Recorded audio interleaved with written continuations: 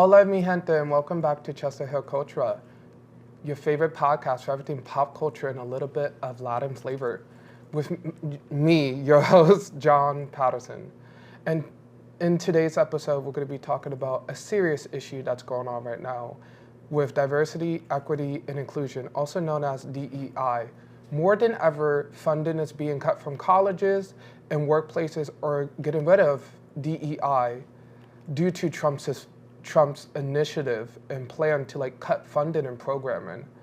Joining me today in this discussion is Shaiman. Yes, thank you, John. It's wonderful to be speaking with you all today, and I appreciate the opportunity to be talking about this very concerning issue. Yes, especially more than ever, because this issue is just so it's a lot to do now more than ever. Especially with under Trump's admission and influence, there have been a strong push to eliminate what they call woke narratives, or federal agencies have been flagged for certain words they don't want us to use or avoid. Yes. So we will start our conversation today by talking about some recent events that have happened. And some of our listeners will have possibly listened to the episode that you did with Jasmine about a similar topic, correct? Do you want to give an overview of what that is and then how that might relate to our topic today? Sure. So last time I did the podcast, I talked to Jasmine and we talked about what's going on currently with the country and just everything with the new changes when it comes to laws and policies. And we did discuss a little bit of DEI and how it's going to affect funding for colleges for financial aid and stuff, as well as college programming when it comes to diverse groups and clubs, as well as how it affects workplaces and trying to get jobs and stuff. It's going to be really hard, and we have to push through it more than ever and be one as a community. Yes, and since that podcast was released several weeks ago, there's been a recent event that happened, and under the Trump's administration's influence, there has been a strong push to eliminate what they call the woke initiatives. And federal agencies have even been flagged not to say certain words that are inclusive of many people in society. These words include accessible, equality, Latinx, mental health, women, identity, Native American, race and ethnicity, injustice, genders even, community diversity, community equity, and racial justice. In my opinion, I feel like this is a direct attack on inclusion and progress. These words matter because they represent real people and different communities and people as a whole. How are you not going to use the word woman? Woman, different Latinx, even different gender and stuff. Those are people. You're literally getting rid of people dignity in a workplace. And for me, I just feel like it's really disrespectful. Yes, it is really. And I'll share a little bit about my background and myself, that I am a blind person. I've been blind since birth. And I benefit a lot from DEI initiatives. Not only do I benefit, but I also work as a contributor to the disability community. And really at the heart of what I do, it involves creating spaces where everyone can be accepted for who they are, where everyone can participate equally in whatever they would like to do, whatever that interest that they have might be. So it is an attack on accessibility, and what I and we and really what the college put all of their life's work into, and the mission of the Sisters of St. Joseph, it really goes against those principles and attacks those principles. But it also is about recognizing we all are people and we all deserve to have that dignity, as you were just saying, John.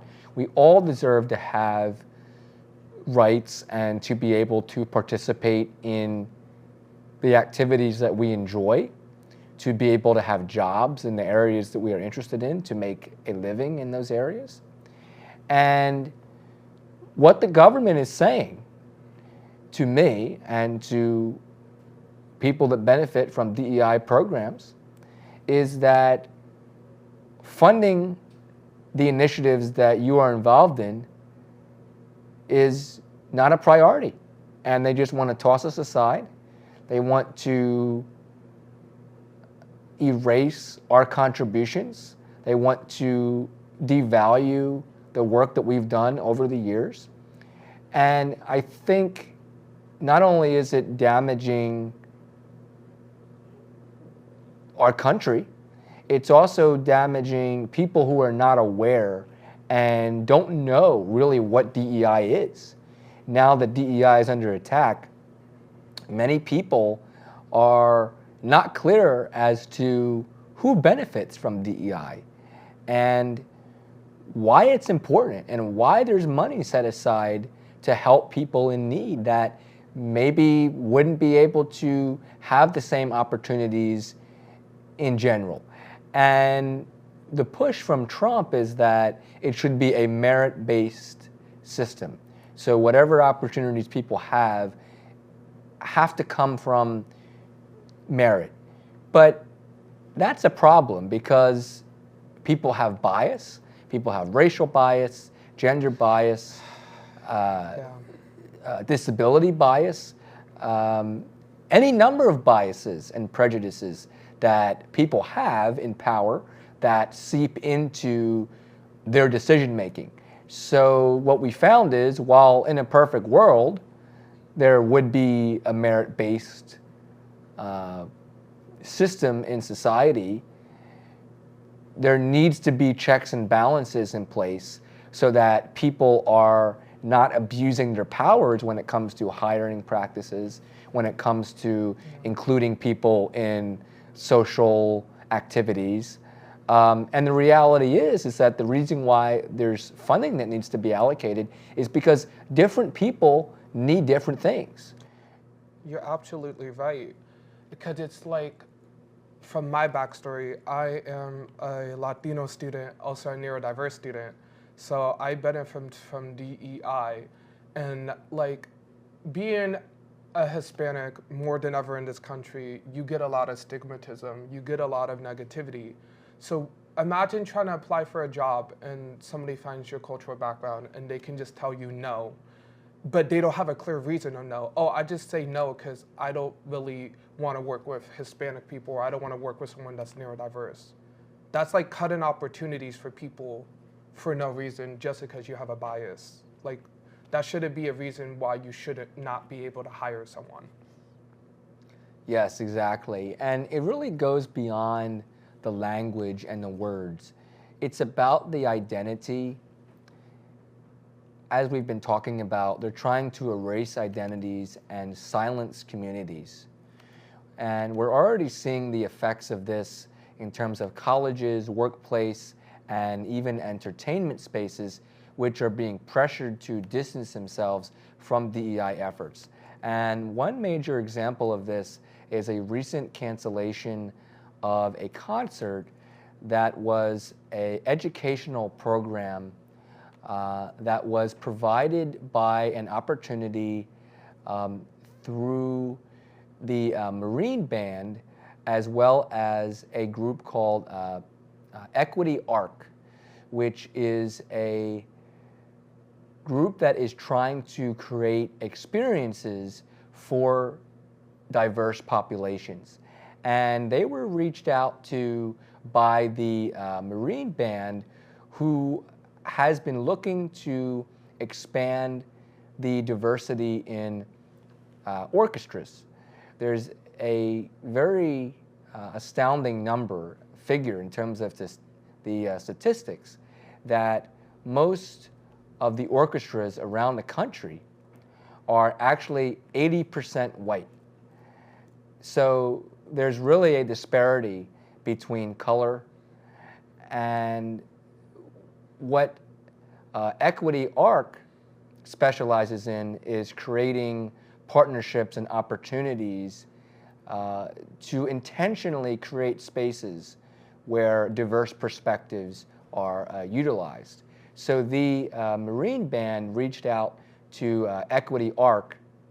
They're based in Chicago, and they asked them, what is a way that we can increase diversity in orchestras and get more youth involved in these opportunities? And so they came up with a joint venture to create a contest that was put out last year to many different high schools around the country. And they took 30 of the best auditions sent in by people of color, and they had them organize a concert that was supposed to be a collaboration between these high school students and the current participants of the Marine Band in Washington, D.C. at the Kennedy Center. And when Trump took office and when he started to cut funding and started to cut programming, he banned this concert from happening. He said it cannot happen. And because the Marine Band is closely tied to the president gives the Marine Band the orders, and they have to follow the orders. There's no recourse of that, unfortunately. They had to cancel this concert. But they didn't stop. They didn't take no for an answer. Okay, the organizers of the concert, Equity Arc and the Marine Band, got the idea to reach out to the alumni, former bands of veterans. So the Army Band, the Marine Band, the Navy Band, all these different bands, and they told them about the initiative, they told them about the concert, and they decided that they would play with the students. And while this was happening, 60 Minutes, the show that's produced by CBS News, heard about what was going on. And they said, we are going to write a story about this.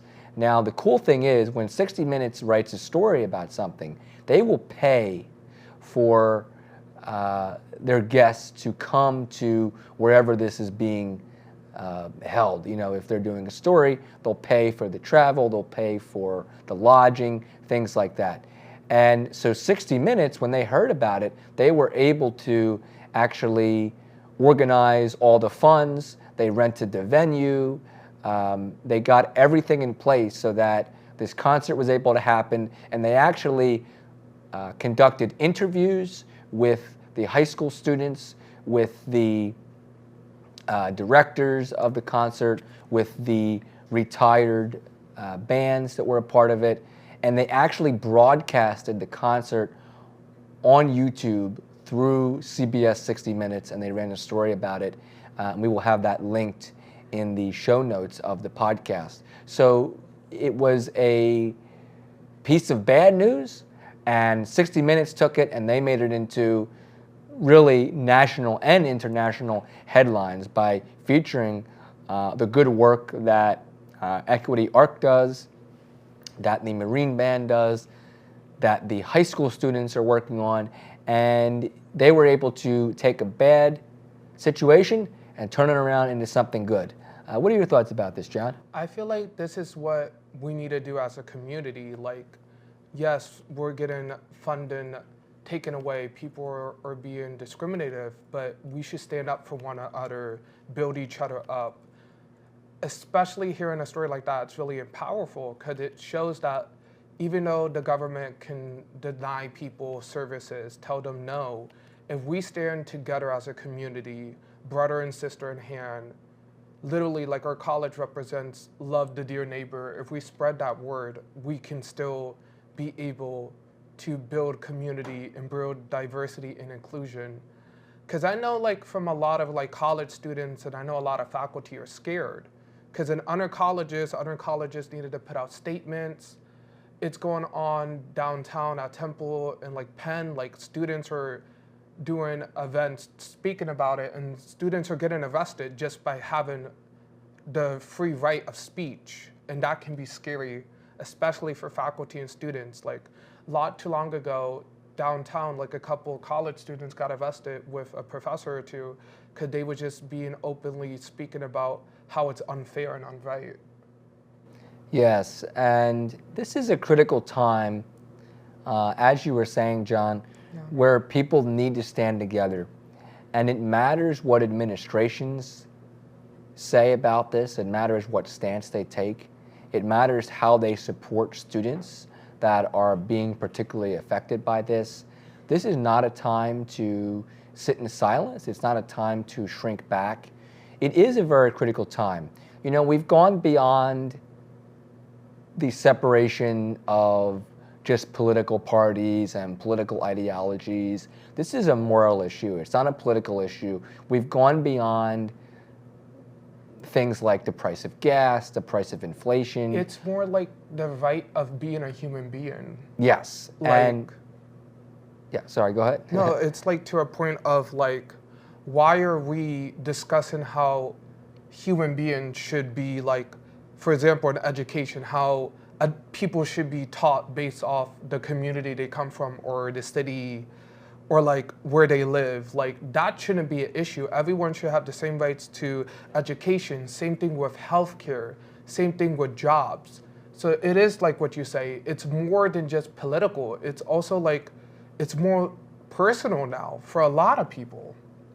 Yes, and I would even go as far as to say, because the saddest thing for me in this whole issue, I mean, it's very sad what's going on, but the saddest thing and the most alarming thing for me is the fact that the American people voted President Trump in. You know, we talk a lot in this country about democracy.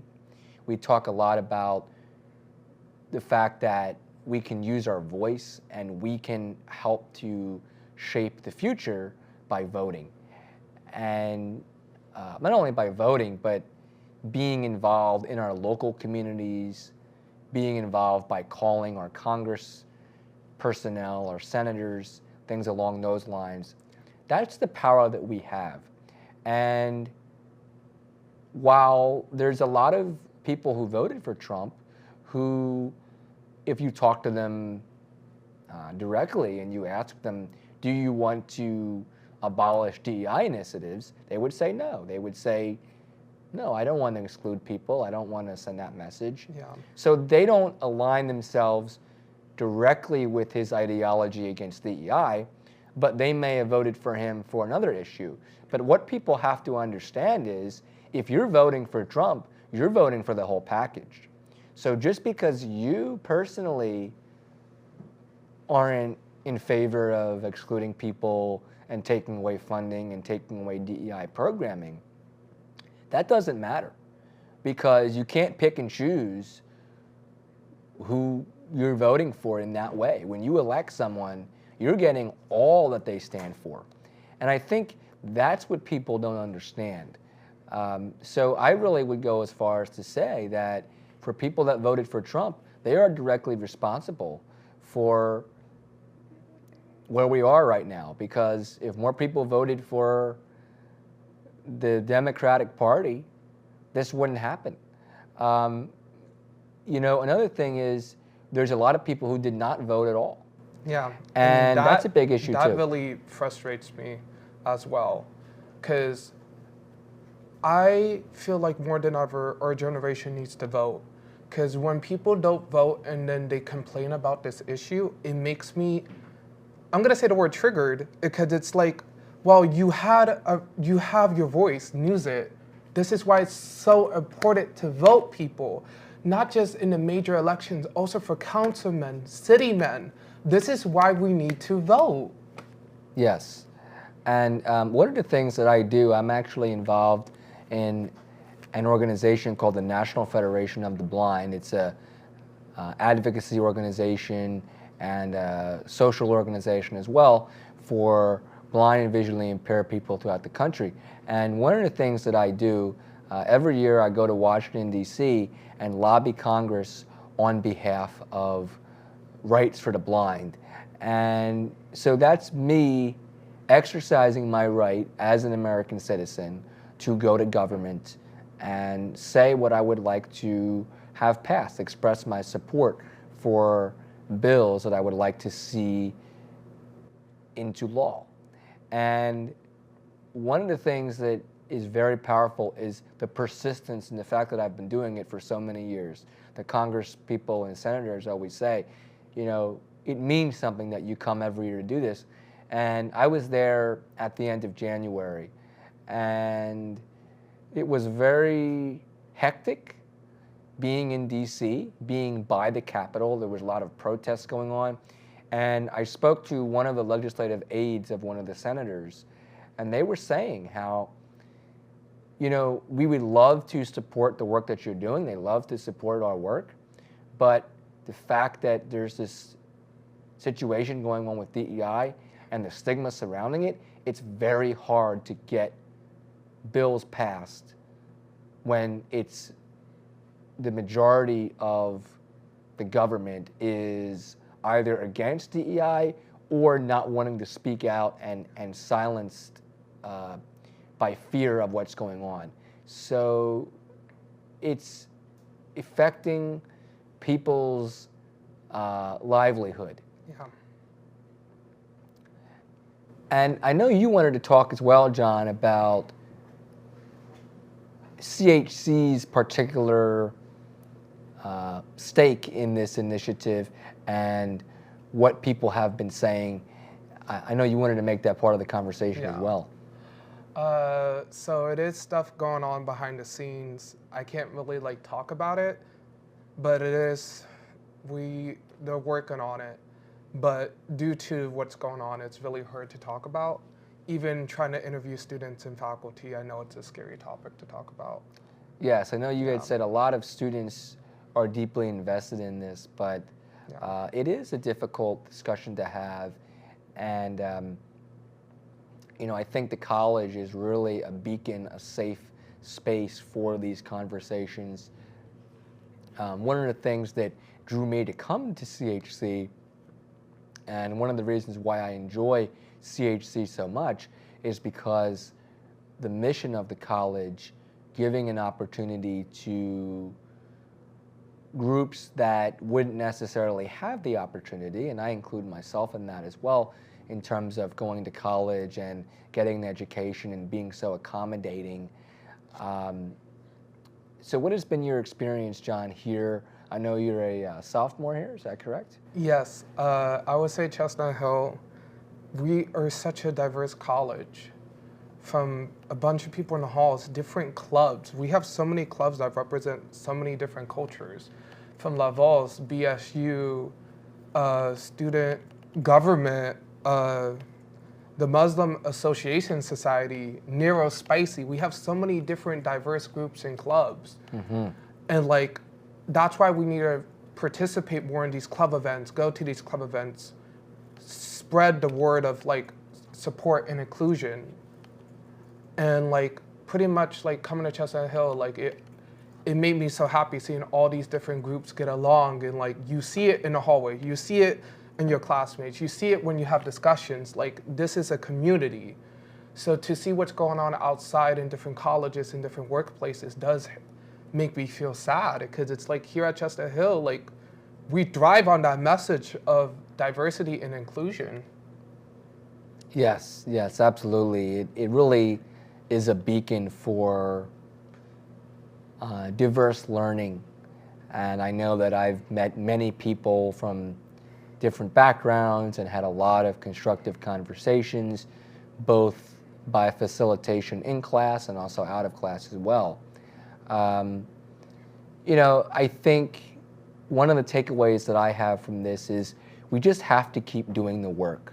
For those who serve DEI populations, we have to continue doing what it is that we do every day.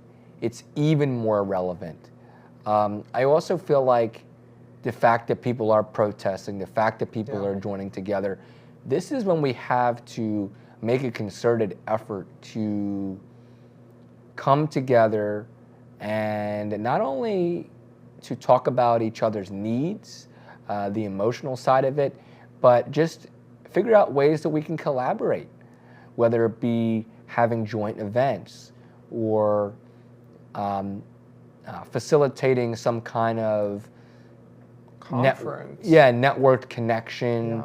Any kind of thing that we can do, because there's a lot of things we can't control. That's a lot of life. We all know that. But what we can control, we can do. We can do a little part. And, that's how change happens. I mentioned earlier about being in D.C.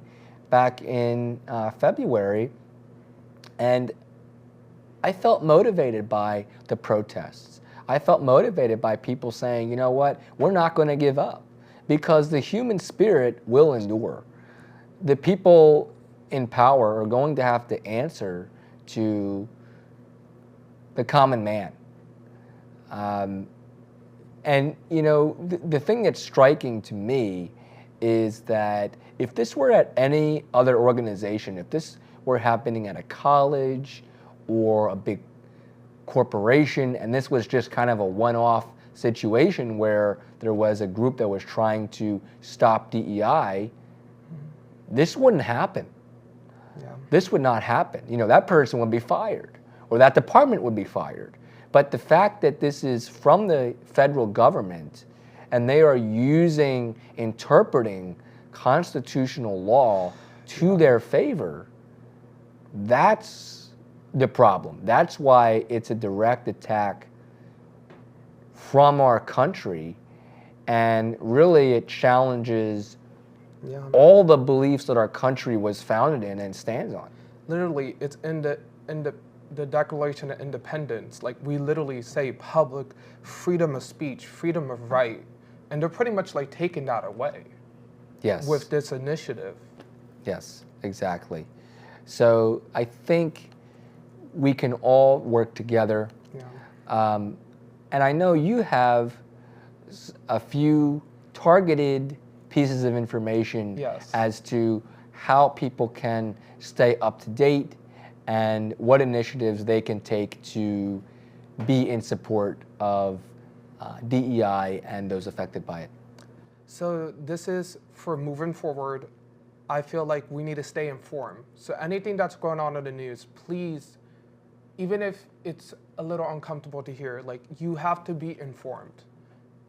Because there's so many stuff that can be happening that we don't know if it's gonna affect one another. Like, it's stuff going on in different colleges. We don't know if it can affect our college or in our community soon. So we have to stay informed. Support DEI narratives. If you see a group that supports inclusion and diversity, promote it, go to the events, talk about it. That shows that that group or that community ain't gonna be alone. It shows togetherness. It shows proudness of different cultures, different backgrounds, different genders. And also, we need to use our voices more than ever. We're voting, organizing, and simply having these conversations, because every small action of good counts. Yes. To this mission of not getting rid of something that clearly shouldn't be getting rid of in the first place. Like, this is the last thing the government needs. We're already like dealing with like literally like bills that we can't pay. The government is like, or funding and like stuff like this. So like, just to add this on it just does not make sense, because our economy is already going down and we're already dealing with so many other stuff. So to throw this in it just makes no sense at all. Yes, absolutely. And my takeaway, my piece of advice would be to stay informed. If there is something that you don't know about, find a way to learn about it. We live in an age where information is so readily available, but to access it, you have to want to access it. You have to want to learn something that you didn't know before. You have to be invested in reading articles and meeting people that are outside of what you would normally do. I mentioned earlier that the stigma is getting worse because people are not informed about what DEI is and who it affects. And I can tell you, I mean, there's a lot of people that can speak, and there's a lot of articles about this online as to who is being affected, and just so many groups that are being cut with funding. But Yeah. if you didn't think it affects groups, It does. I'll tell you very briefly that in the blindness community, we are affected. There's an organization called Blindness and Visual Services, which is a service-oriented organization, and they have gotten funding cuts from the federal government. It affects people applying for grants. You know, there are federal grants. There are philanthropic organizations that give out grants, and they are not doing that as much now because there are these buzzwords of DEI that are being flagged. People in the government are being let go from their jobs. So this is a huge, huge issue. It affects a lot of people. And I would also encourage you to think about, if you're not affected by this, if you were affected, you know, put yourself in other people's shoes. If you were affected by this, how would it make you feel? If the top organization in our country, the highest level of government, the people that are supposed to be looked up to and that are supposed to be entrusted with keeping this country safe and vibrant and giving the most people the most opportunities they can have, if they are saying, okay, you're an American citizen, I mean, it shouldn't matter if you're an American citizen or not, but I'm just going to use the example of being an American citizen. Okay, you're an American citizen, you need extra supports or extra funding, but you're not worth that. It just infuriates me, especially because it's like we have, like, this is for the younger generation too. Like, it's so many schools that are cutting extracurriculum because they feel like it supports DEI. Like, they're trying to cut down the education system too because they feel like it's gonna bring too much diversity. Like, that is ridiculous to me. Especially now, like with DEI, like they wanna start separating kids in schools again. They started talking about that. Like, that's crazy. Yes. Like, that's just ridiculous. Like, we're going so far back and we fought so hard for this stuff just to be taken away like that. Like, it really does hurt me, and it hurts a lot of people. Like, I know it's hard to talk about, and I'm emotional right now. Like, I'm keeping myself together, but it really does hurt because I see it in my community as a Latino. I see it as a neurodiverse person. I work with a bunch of different organizations, so like that helps people, and it's really affecting, and it's hard. And sometimes you do want to give up, but you just can't. Because like more than ever, we need each other. Like, if you're seeing someone go through a hard day, sit with the person. Try to, like what Simon said, try to be in their shoes, because like right now, everyone is struggling.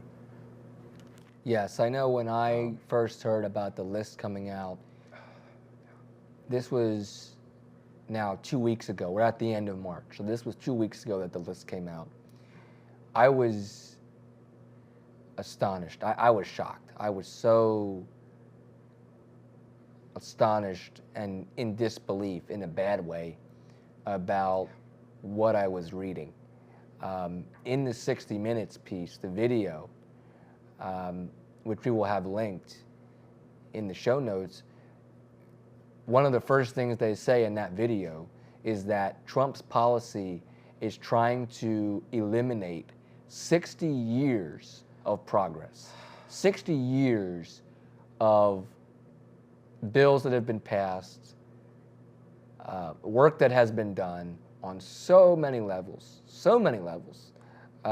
So many sacrifices too. Yes. Like sacrifices, so much pushback, so much like, it led into multiple discommunication. It led, like 60 years fighting for this stuff led into a bunch of different arguments, different groups, and like, we don't need that. Like, we should all come together as a nation. Why are we still 60 years from now, like literally 60 years, still fighting as different groups? Like, as America, we're supposed to be the country of opportunity. Why are we cutting opportunities for so many people? Yes. We really need to take a long look at where do we want to stand in this argument, the situation here. So we hope that this podcast has given you more information and has empowered you to do your part, whatever that can look like for you, to challenge the current narrative. Like John talked about several times, don't be afraid. Yeah. Keep your head up, keep working for what you believe in, and do your part. No part is too small. Everyone can do their part. Everyone can make a difference. And I know that good will prevail. I know that things will change. I know that people are resilient. And I know that our country will come back from this. Yeah. We will come back stronger from this. We will hopefully be more united. And what I want to say is we have to stay strong, mi gente. Look out for one another, and trust me, this will still be a fight that we're still going to be continuing to fight for, because this is something we're not going to give up. And we will see you next time. Yes, thank you for listening. Thank you.